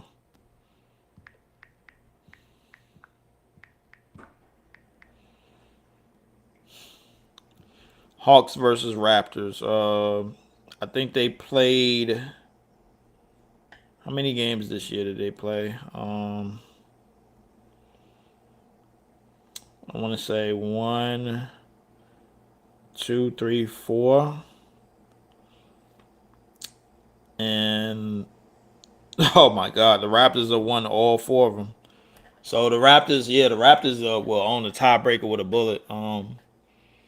So it look like Atlanta will be playing the Hawks and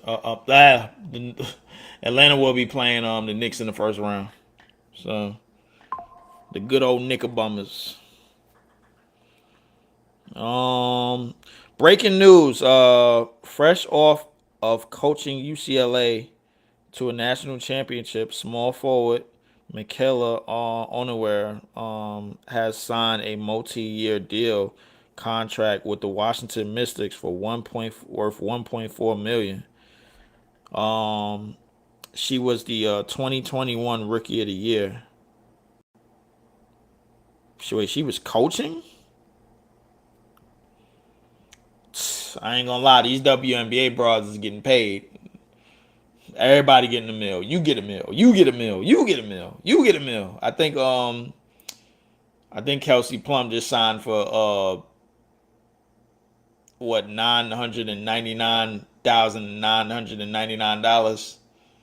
Some shit like that. Somebody said that. Oh man. Scott out on the perimeter, step back, fires and hits. 80 to 94, 145 remaining third. Shed rotating offense for the Raptors. Shed gives it up to Bi. Ingram drives right, step back, fires and hits. Ingram should be able to get to that shot. Oh, Toronto versus Cleveland in the first round. This may be the end of the Cleveland Cavaliers as we know them, bro. Like because I'm not like. Here's the thing, bro. Like I don't know what you're gonna be able to. Ooh, good move by Cheney Johnson. Good move by Cheney Johnson. How do y'all feel about that series, bro? I think Toronto could catch them slipping. I don't know if Toronto could really beat anybody but the Cavs. But I think they could catch them slipping. I don't think Toronto could lose to Cleveland again, bro. This ain't LeBronto. I don't know if that could happen again. I remember that shit, man. When they lost that nigga like three years in a row. Sean Marks tells Ryan Rucco what stood out most to him about Nolan Trayor. Well, GMs and front offices and executives and presidents, everybody that's aligned in suits in the front office, they're gonna continue to tell you lies. I ain't gonna lie to you, bro. Like we some shit. It is what it is. Whether we meant to play like it or we play like it, bro, we some shit. I'm telling you what it is. So now that the season is over, I'm not here to really assess what was or what wasn't. All I can really tell you is this.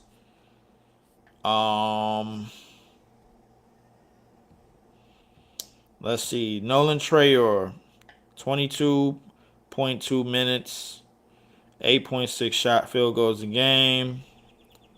Shot 31% from three. Shot 38% from the field. That's fucking terrible. Yeah.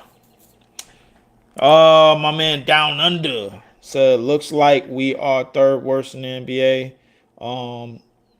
If at the start of the year they said we would end that low, we would take it. Yeah, absolutely, absolutely, we'll take it. I mean, it is what it is. I ain't crying over it. I mean, because if we finish, hot like people got to understand, if we finished all the way at the bottom and they gave us the fifth pick and all of the dudes that we wanted was gone, bro, like that would have been more of a slap in the face. That would have been more of a slap in the face. But I'll tell you what's gonna happen. What Nets fans do, what a lot of Nets fans do, is they do this. They take a look at what other teams are getting, and then they put themselves in that spot, and they feel like they're gonna get that same thing, and it doesn't happen that way.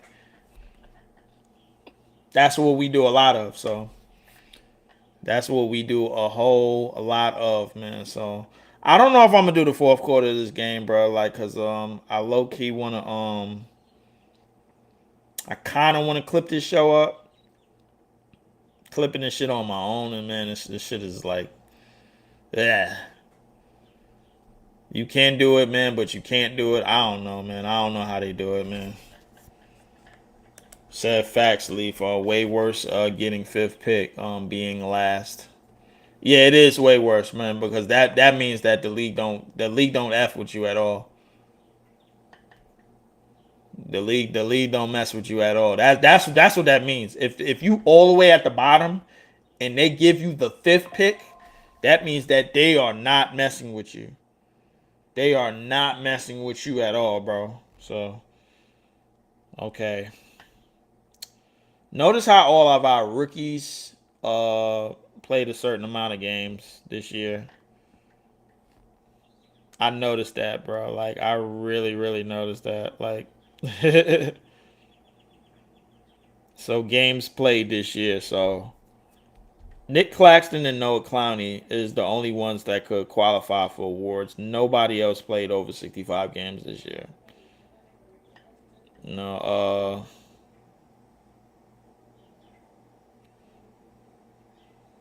I think Danny Wolf played significantly less minutes. Shot better from the field. Shot better from three.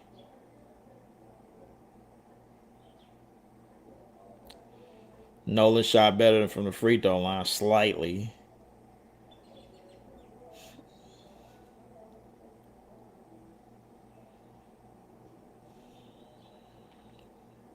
Yeah. Michael Porter Jr. only played 52 games, so yeah. A superstar doesn't expedite in a positive way. It skips over steps. Getting a young emerging talent could push things or solid vets but trading for Giannis would be a mistake. Um, listen, in terms of what you put around, it depends on what you put around them. It depends on what's left. If the Nets if the Nets are able to keep certain shit around him, then that's different. But other than that, man, I can't even. I don't even know. I don't even know, bro. I like it's not something I could really plan for or really tell you if getting Giannis and John Morant would be something for the future or whatever would be. I don't know. I don't know. All I know is when you get Giannis, bro, you're getting a guy that's still a top 5 player. You get Ja Morant, you getting somebody that's a top 15 player when he's playing, when he's on the court, when he's at his best, whenever that is. Oh my God, Cheney Johnson tried to throw that shit again, but I don't know, man. Like it's I don't know. I do not know. I do not know. So I mean, it really depends on what's around Giannis. If there's still spacing, is there still good ball movement?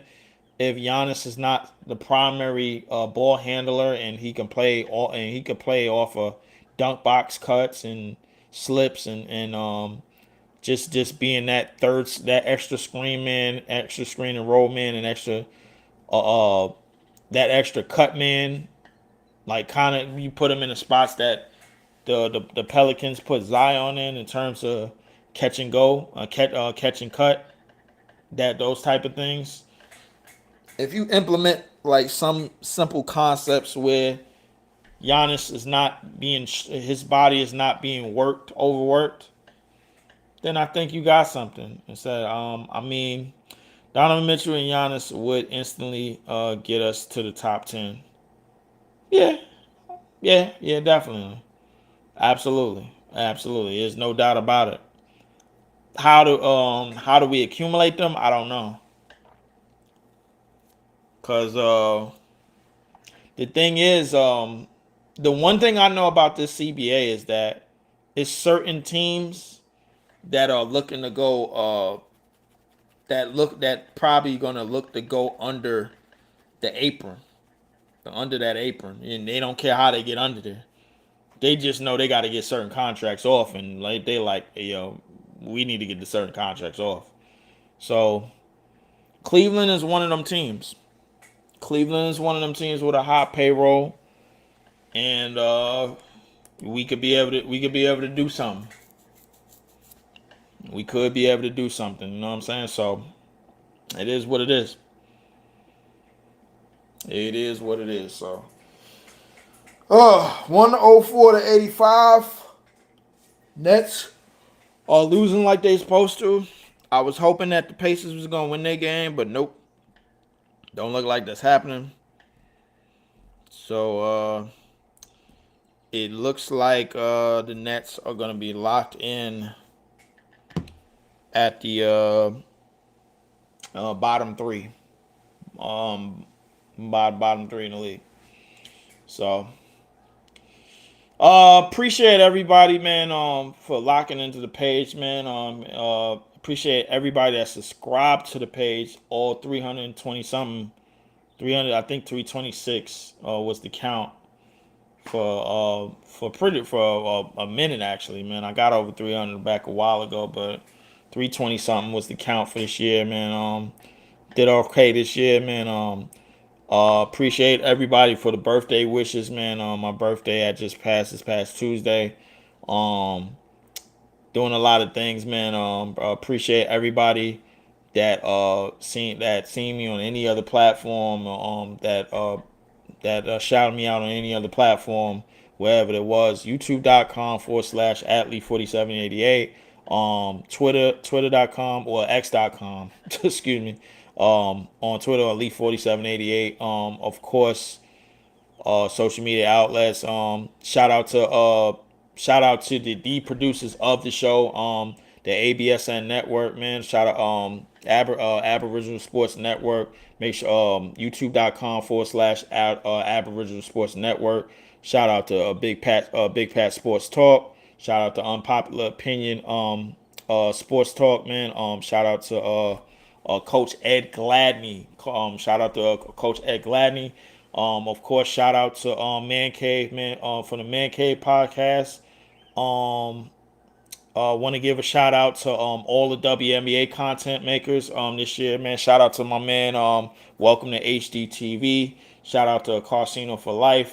Shout out to everybody in Netsland, man. Shout out to my man. This is JTV. Make sure y'all gotta follow This is JTV on Instagram and on so follow him on Instagram, follow him Spotify and iTunes, and on Apple Music. Make sure you go follow his group, A Different World. Shout out to D Rock, man, for all the stuff that they do on IG.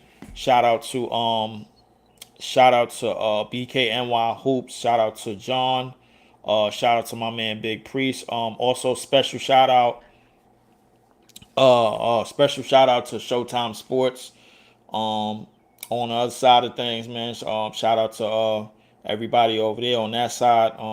Shout out to Big Tone, but Big Tone Sports, man. He's big time Miami Heat fan. Um, shout out to a lot of people, man. Also want to give a congratulations to the gentlemen that represent the Players Choice. Shout out to Chilltown Hoops.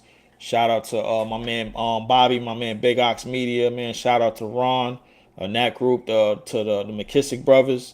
Shout out to them guys. They officially did the for a podcast for the Portland Trailblazers game the other day. This or 2 days ago, I think it was on Friday.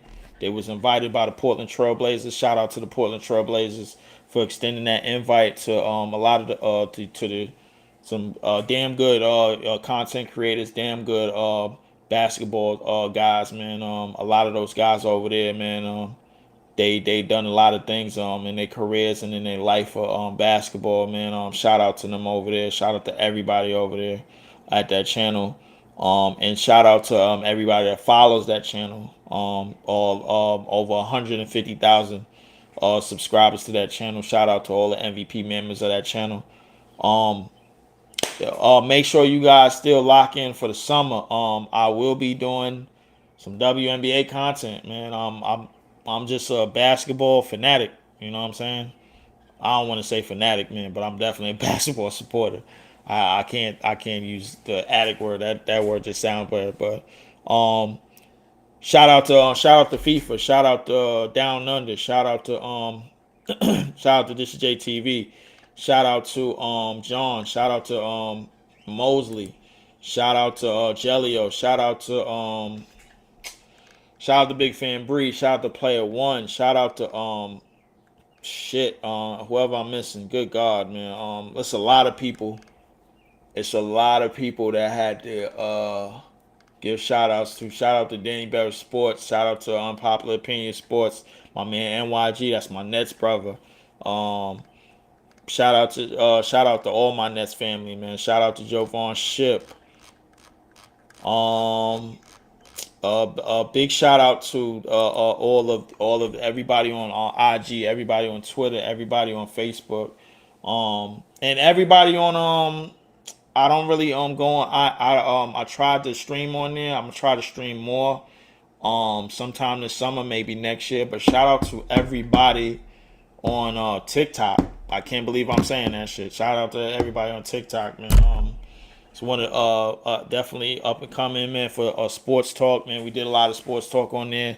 Haven't heard from brother in the wild, man. And I know that he could be wherever he is, man. Hope everything is going well for him. Shout out to my man Iceman the Eskimo. I haven't heard from him in a while, man. I'm gonna make sure everything is all right, man. Shout out to Gary. Shout out to Dylan from Nets Press. Shout out to all of those guys, man. For sure, for sure. You know what I'm saying? So definitely, man. We gonna continue to do a lot more that I can, man. A lot more. as much as possible, man. We're gonna continue to try to dig deep. The NFL season is coming again soon, man. Shout out to all my Packers fans, man. Green Bay all day. Um, Shout out to my man. Welcome to HDT. Shout out to my man Scrub Zero. Scrub. Shout out to Scrub Zero One. Shout out to Jose, man. Big time Seattle Seahawks fan. Congratulations to the Seattle Seahawks on the Super Bowl champions. Just a lot of shout outs, man. For everybody, you know what I'm saying? Like said, watch out for the Dallas Wings. Yeah, yo, Dallas, that so shit, trying to get some tickets to go to a Wings game. I'm trying to get some tickets to go to a Wings game. I couldn't get to the Mavericks game, bro. Mavericks tickets went fast this year. I ain't gonna lie to you, because once like Cooper, I think Cooper Flag jerseys sold out. I think maybe like in 2 days, maybe like probably less than that. And I was trying to get tickets to them, the Spurs and the Rockets, because like that whole like that triangle left in like in Texas, I like you got to take that drive, man, into them cities, man. Like I ain't gonna lie to you, them cities is packed, especially when the sporting events come back. But definitely Dallas Wings, man. Shout out to the New York Liberty, man, for getting a goddamn roster back together. For real, man. We need. I'm looking for another title. I'm glad we got one. I'm glad we got one in Barclays. If y'all wanted it, I did that game on this channel. I did that game 5 on this channel when they when they defeated the Minnesota Lynx in 5. That was a big time moment for the Liberty, for their franchise. Um, when you think of like a lot of the old school players, the Teresa Weatherspoons, the Rebecca Lobos, um, just to mention a few, man. Some of them names. When you think of them names, man, the Liberty, man, for years needed to do something, and they finally had won a championship, a WNBA championship. So 2 years ago. So shout out to the Liberty, man, for getting their goddamn roster back together. Getting the goddamn we went from baby Sabali, now we got big mama Sabali. You know what I'm saying? So like let's just look for the Liberty to do some things this year. And I'm looking for us to go back to competing and try to get back to that WNBA championship, man, for definitely for sure. So for sure. 92 to 117. Cheney takes a three, no good. Rebound. Bi. Um, Good pass by Scotty Barnes, who gets a assist on that one to Sandro. 92 to 119. Game is looking like a look. Game is looking like it's about to be over. So the Pacers are gonna fall. Pacers look like they're gonna. The Pacers look like they're gonna fall. Uh, to the Pistons 20. They down 120 left in that game. Um, I went over the 2 hour mark. I don't know if I could still cut up this video. I'm not sure if I could still cut up this video or not, but I think Restream is pretty good to me, man. Restream, they only charge me about Restreamer, they only charge me about what 19 a month, I think. Something like that last time I checked. See, like the thing was like subscriptions, and any one of y'all in the chat could like the thing about when you subscribe to something, you don't really pay attention to shit, because when you paying like other shit, you would just focus on that. You ain't focusing on the 19.99 a month. When it like say if you sign up for something and it's like $7 a month, you don't even know that it hit like 11.99. Like when I signed up for Peacock for like 5.99, and then they bumped it up to 13.99, I didn't even know. You know what I'm saying? Airball by Powell. Rebound by Scotty Barnes, who was clearly stat horn. RJ Barrett. Lays it up to the basket. He misses, but they call a foul. RJ Barrett went up with the right hand. That's how I knew that shit wasn't going down. So, but appreciate y'all, man. I ain't gonna sit here. I'm gonna sit here a little longer, man. Appreciate everybody that was locked into the live today, man. I was glad I could do this game. Um, yeah, like a gym membership. Yep, you don't even know the prices be going up, man. Shout out to my girlfriend. She working dietary. She got a free gym membership. She got a free one, man. So I'm hoping to scalp hers, man. Just try to get some burn in, man. Cause I lost a good amount of weight, man, before I left New York. Cause I walked most of that off in the humidity, for sure, for sure. Said Leaf Sean Mark said in an interview drafting a record 5 picks was to expedite the rebuild. Question mark. How does drafting 5 guards expedite this? We needed a center, Reynard, to expedite this. Um, if he said expedite the rebuild, man, not to cover it up, but I think a lot of things in the rebuild has everything to do with the CBA, and I would like the thing about like in this CBA, you can't go too deep into a roster. Having rosters or having pieces that's gonna stay together for like odding years or whatever. The Celtics are one of them teams that got lucky. They got lucky because they signed their deals like they had those players before the CBA was intact, and then the first deals that Tatum and Brown got weren't crazy deals, so they were able to sign them to maxes, and then when they won the title, they was able to flip the team and get out of the second and first and second apron. So the Celtics were the only team. The Celtics was the only team that got lucky enough to get out of that apron. You know what I'm saying? The Warriors don't really care, because the Warriors are basically printing money. Hawks loss, 6 seed or Hawks or Magic win. Did the Magic? Well, hold on, Magic won? No, Magic is about to lose. So I think Toronto is about to go into fifth. Because the Hawks, if I'm not mistaken, the Hawks got stomped out, and Orlando is down by 10, 101 to 91 in Boston. So there's still some playoff implications. The Celtics C team stomping out healthy Magic at the moment. Paulo needs to request a. Oh my God, bro! No, he doesn't. He does not need to request a trade to Brooklyn.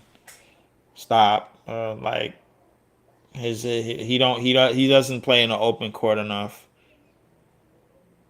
Like I'm not that big on Paulo. Hawks are going to gas the Knicks out. They might gas themselves out. 15th ranked offense this season, 26th last, 5th ranked defense this season, 15th for last season. The Raptors have made some incredible strides. Celtics are scary. No, they're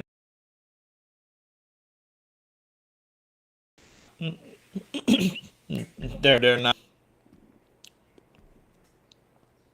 There's nothing scary about the Celtics. Um,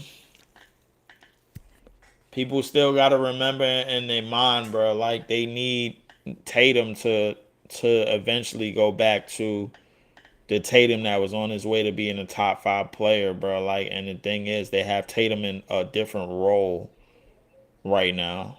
Like the numbers will look crazy in the regular season, but once the playoffs comes around, man, now you got to get implemented to playoff basketball. No, that's not facts. No, it's not. Up and under layup, no good. Rebound by who's that? Jefferson. Oh, they got Grady on the court. Grady done played himself out of the lineup. Well, maybe Grady really wasn't for the lineup. Pump fake to the basket. Yeah. But realistically, so there's still implications on this game. Leaf, this Tatum is nearly averaging triple doubles. Yeah, he is, but like he's averaging triple doubles at the wrong part of the season. Like if he start averaging triple doubles against the top teams in the playoffs, then that's different. The Celtics problem, D Ren, yo, what up, Leaf? Couple days ago on Gary's stream, you said something about the top four draft prospects didn't want to play in Brooklyn. They ended the show. Can you speak a bit more on that? Oh well, from my understanding, is that so they recently had AJ DeBoncha on ESPN the day after he got eliminated from the tournament, and they were asking him. Obviously, they're asking him where would you like to play, and he said either Spurs or Magic. He said, "Yo, look at how the Spurs play. You add me to that. Da da da da da." So and AJ DeBonsa's team, because some of these college players they do have a team now, because they what they have it they have representation now because they get NIL deals and shit. So so realistically, what happens? What the way my mind works is like this: somebody on AJ DeBonch's team told AJ called up the NBA and told them, "Hey, my client is not playing for these bottom teams." So Washington, they got so the NBA is trying to figure out how to get Washington a top five pick without getting them none of the top picks, none of the top four picks. If they was, they probably gonna get them maybe five. They're trying to figure out how to get us, which is gonna the Pacers. The Pacers they might give somebody. They might give something to the Pacers, maybe, depending on how it goes. Because the Pacers still they got Tyrese Halliburton coming back. Um, they definitely don't want to give anything to us because the way our roster looks, so we're not gonna. We got to change our roster up, and we got a whole off season to change our roster up. But yeah, so Hawks sat everyone down, so they played Cavs instead of Knicks. I think Cavs a worse matchup, to be honest. I think Atlanta is better suited for the Knicks. I think Toronto is better for the Cavs. I said that. Celtics are where the Eastern Conference playoffs run through. Cavs and Knicks need to amp up their defensive intensities, or both of them could be bounced quickly. Yeah, I think that sounds about right. That sounds about right. No problem, D-Ren. Never mind. It's Cavs, Raptors, and Hawks. Knicks. Yeah, sound about right. Knicks thought they were getting Raptors. Nah. Um, I don't even know if the Knicks really thought they was getting the Raptors, man. I mean, I don't know. If the NBA is truly a young man's league, bro, then the Hawks and the Raptors are gonna make it easier for the Celtics and the they gonna make it easy for the Celtics and the whatchamacallit, bro. Like because when upsets take place in the first round, I don't really care about none of them teams. I want to see what Charlotte is doing. I want to see. That's what I want to see. Nobody talking about Charlotte right now. I want to see what Charlotte gonna do because I don't care about Miami. Philly, I don't really care about them. I don't really care about Orlando. I think Orlando could definitely be had for sure. Oh God, Orlando could definitely be had for sure. So I don't really care about none of them. I am getting hungry. That's what I do know. So, um, this game only got 2 minutes left in it, man. It's a brutal 2 minutes, but I'll sit through it. Grady drives baseline, up and under layup, no good. Rebound by Scott. Scott going up the court. Euro. Oh God, that was either Scott or Cheney.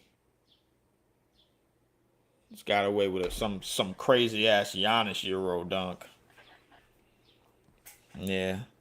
So the Pacers will fall 133 to 121 to end the season, locking the Nets in to the bottom to the third worst spot, the third worst record in the league. The Nets could have won today, and then it still wouldn't have mattered. They still would have been first. The Pacers could have won today, and that might have changed. So, um, that's the end of that. I just wanted to let people know, F the Wizards and everything they stand for, because they lost again, 130 to 117. The Sixers beat the Bucks 126 to 106. The Hornets have defeated the Knicks yet again. I don't necessarily think the Knicks was playing for anything, but yeah, the season is now over.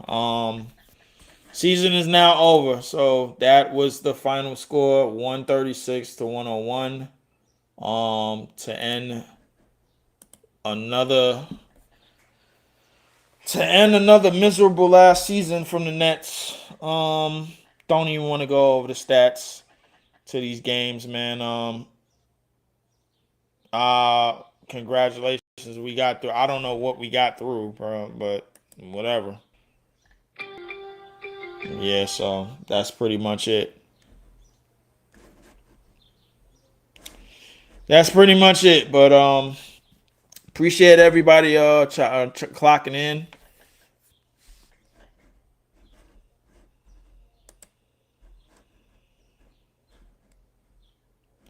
Appreciate everybody clocking in, man. Appreciate everybody chiming in. Make sure I hit the like, share, and subscribe buttons on your way out the door.